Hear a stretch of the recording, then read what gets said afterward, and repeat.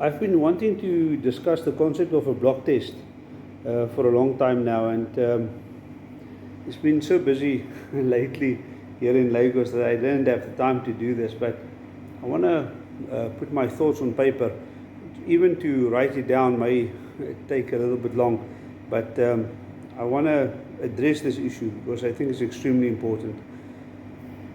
When I came to Lagos, one of the interesting things about Lagos, about Nigeria, is that there are effectively three cuts being sold. That is mince, it is stewing meat bone-in, and stewing meat boneless. And so the challenge was to approach this from a perspective of regular blocks and a block test and recognizable cuts that we in the West would, well, not just the West, Russia, the East, around the world would recognize.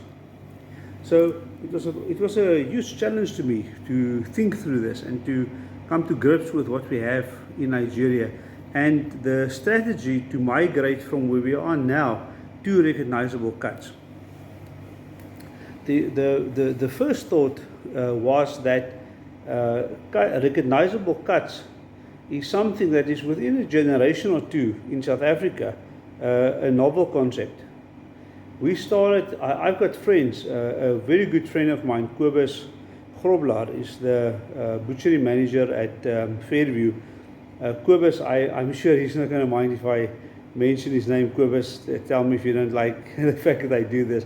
But Kobus is a legend in the meat industry, and he's been around for a long time, and he's got a great understanding of meat. Kobus speaks meat fluently, so to speak. And he tells me the story about when his dad, Kobus is about my age, in his 50s, and he tells a story when his dad got home, and he tells his children with great enthusiasm that they are not cutting the entire animal into little cubes, basically stewing meat. So within a generation or two, we are away from that concept. So you look at a place like Nigeria where that tradition doesn't exist yet, and you must now make sense of and you must have a sensible strategy how to get from where we are now to getting to the future. So you ask some fundamental questions. The first, I think, the first generalization that we can make is that there is a difference between bone-in and boneless meat cuts. So the next question is, which is more expensive? Which should carry greater monetary value? Thinking about that, I've consulted several authors, and it seems that the most sensible way is to say that boneless meat should carry a higher premium. Should carry a premium. Isn't it a higher premium? A premium compared to bone-in products, from the perspective that the bone-in product will be less nutritious in terms of the total nutrition. Of course, there's bones, so you can't necessarily eat the bone, even though the bone offers distinct nutritional and taste advantages. So a little bit more about that. That will come into play in this whole equation. But let's make that generalization to say that there's meat with bone and meat without bone.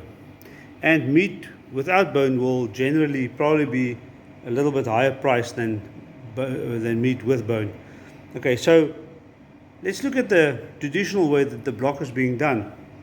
And a friend of mine is working here as a butchery manager. He taught me this, that there's the biggest division that you can do is bone-in and boneless.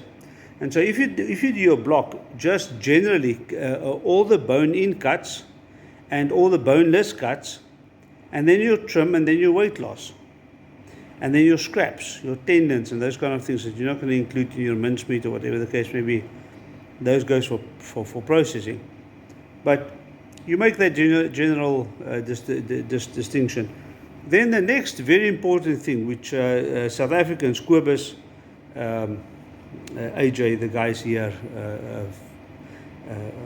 everybody is unanimous about this. Bayers, who lived with me here in Nigeria, in Lagos, for a couple of months, and we discussed these things, until late at night, many nights, and they would all agree that that you want to cost your bones and your scraps at zero. So what you do then is you take your all your waste, your weight loss, your slaughtering loss, your weight loss during chilling and refrigeration, and your scraps, your tendons and those kind of things, your bones. The bones, not part of T-bones or whatever the case may be, but just the bone. If you're not cutting neck chops or something like that, the neck bones will be cleaned, and what is left will be the bones, and that will be waste for the most part. Of course, there's a lot of other things that you can do with it, but you want to value that at zero. Why zero? Because you don't want to have a hassle. You want to focus on the stuff where you're going to make money. You don't want to focus on the stuff where you're not making money. So evaluate at zero, get it out of your life, right? And so those are the big distinctions. So your weight loss and your scraps, and your bones, which you're going to discard, you value that at zero.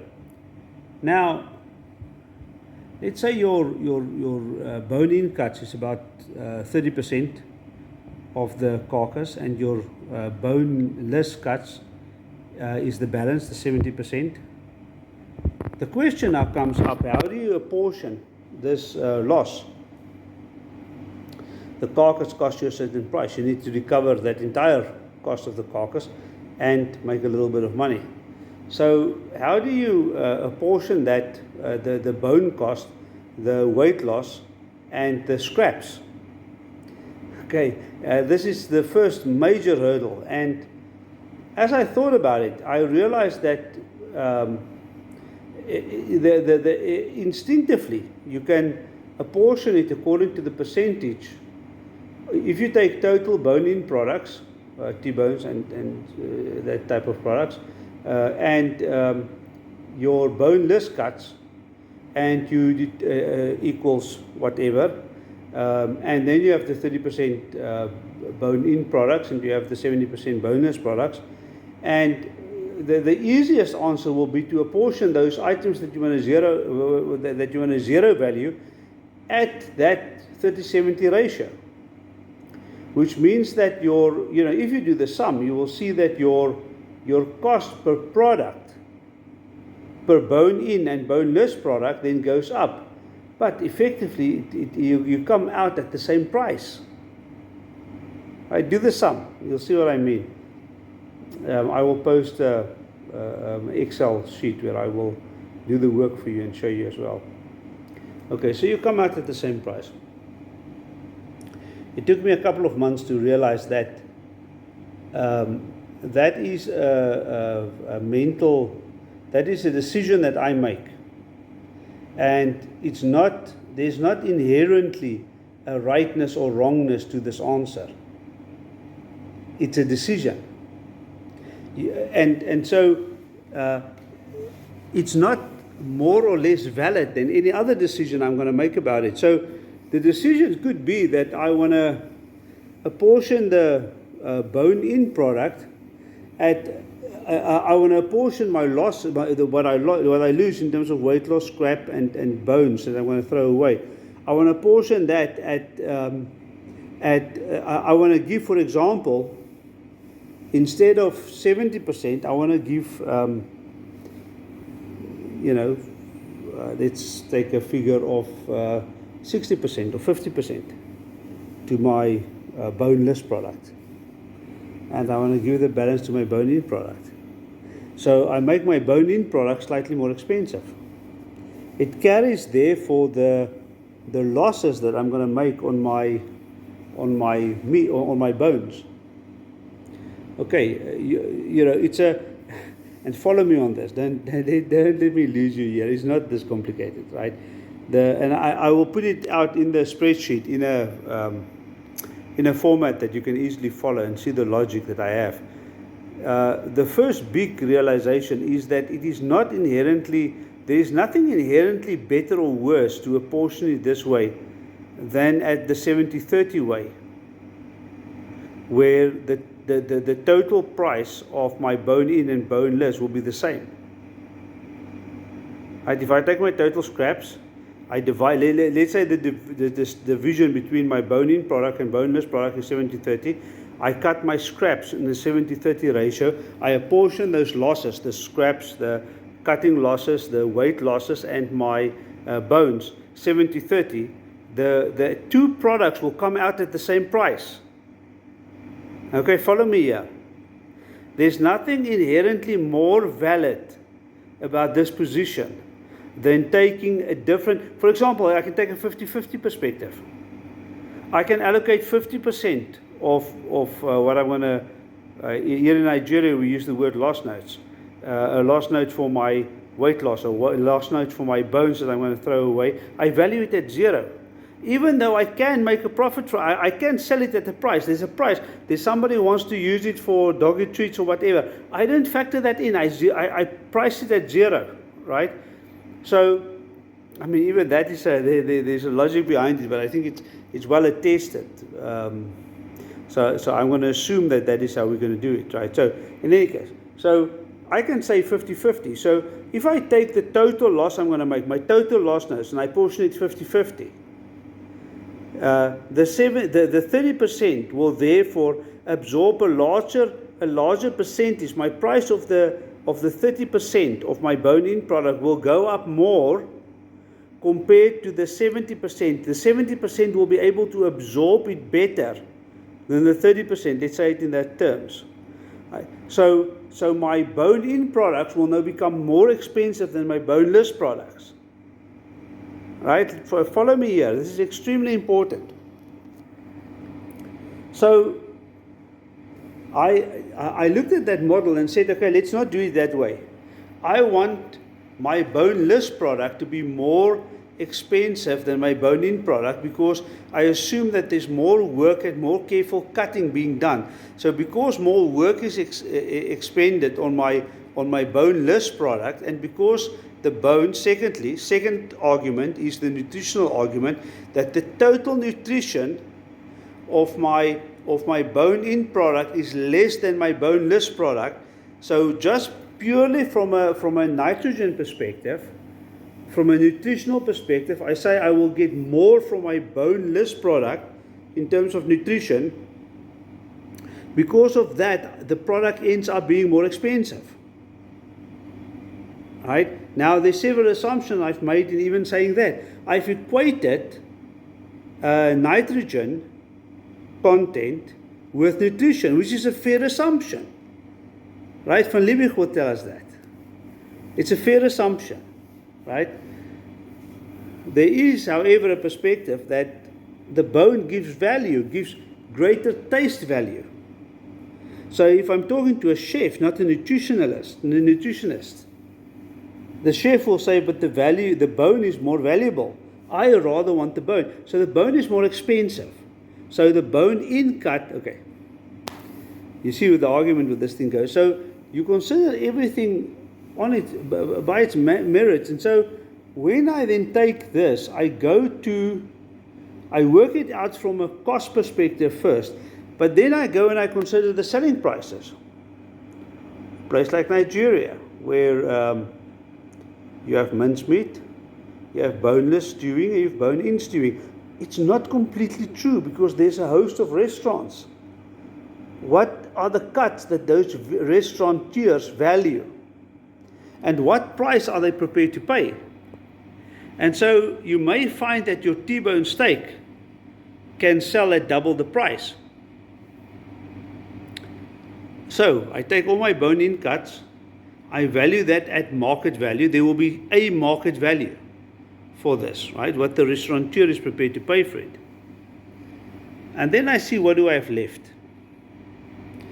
At what price can I now, because you will find if you do the sum, as I've done, that stewing meat boneless becomes your problem child, because it's the cheap and nasty of the bone-in products, right?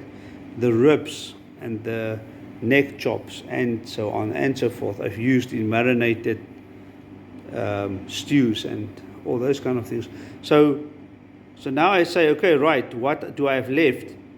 And if I take the cost of the T-bone, for example, and other bone-in cuts, I put it in the block, and I say, what can I sell the bone-in stewing meat for?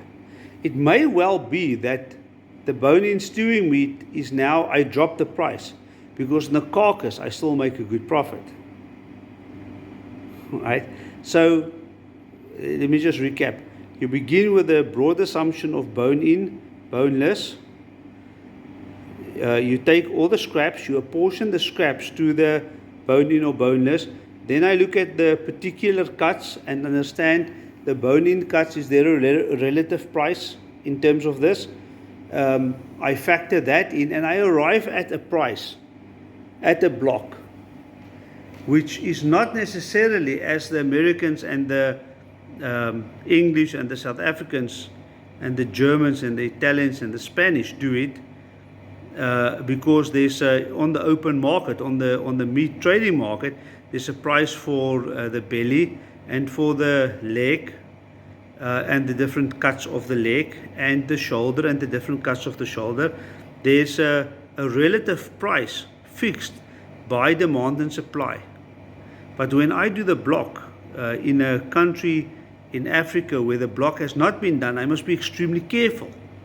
And my point of departure must be different than it will be in those mature meat markets.